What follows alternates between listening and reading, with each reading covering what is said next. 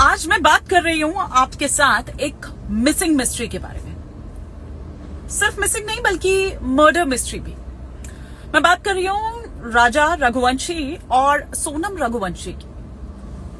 लेकिन इससे पहले कि मैं आपसे इस बारे में कुछ बात करूं या इस बारे में कोई अपडेट दूं, मैं आपको बता दूं कि राजा और सोनम की जगह कोई भी हो सकता था।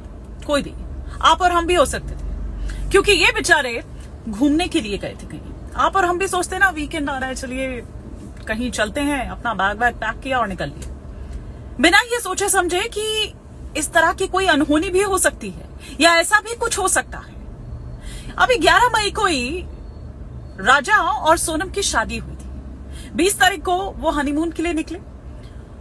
असम होते हुए वो मेघालय पहुंचे, शिलोंग पहुंचे और यहां पर वो अपना जो प्लान था, ट्रैकिंग और तमाम चीजें, उन्होंने शुरुआत की। पहले वो कामाख्या गए, फिर असम में, फिर उसके बाद वो होते हुए शिलोंग यहां पर पहुंचते हैं, मेघालय यहां पर पहुंचते हैं और उसके बाद वो अपना ट्रैकिंग वगैरह स्टार्ट करते हैं। लेकिन अचानक से एक स्तब्ध कर देने वाली खबर आती है और वो ये कि वो दोनों लापता है, उनका कोई पता नहीं है। घर वाले लगातार उनको कांटेक्ट करने की कोशिश कर रहे हैं, बात करने की कोशिश कर रहे हैं, लेकिन उनसे कांटेक्ट हो ही नहीं पा रहा है। लेकिन लापता होने से ठीक पहले घर वालों से बात हुई और आखिरी लोकेशन जो उन्होंने बताई, वो बताई कि भाई वो ट्रैक आज कर रहे हैं। ऊपर जो राजा है वो झरना देखने के लिए गए। ये सोनम ने राजा की मां से बात करते हुए, यानी कि अपनी सास के साथ बात करते हुए ये अपडेट दिया था।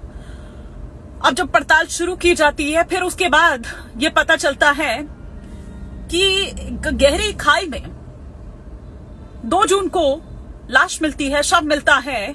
किसका? राजा रघुवंशी का। लेकिन सोनम का अब तक कोई पता नहीं है। राजा के बारे में यह माना जाता है कि शायद जिस तरीके से हुआ, उनका लाश मिली, उनका शव मिला, तो ऐसा लगा कि शायद ये हादसा हो सकता है, गिर गए होंगे। क्योंकि अगर बात करें उस इलाके की, तो वो घना जंगल, पहाड़ी वाला इलाका और बहुत ही टेढ़े मेढ़े रास्ते, मौसम एकदम खराब है, लगा कि शायद ये हादसा हुआ होगा। लेकिन जब पोस्टमार्टम रिपोर्ट सामने आई तो उसमें ये साफ तौर पर जिक्र किया गया कि ये कोई हादसा नहीं है बल्कि ये मर्डर है।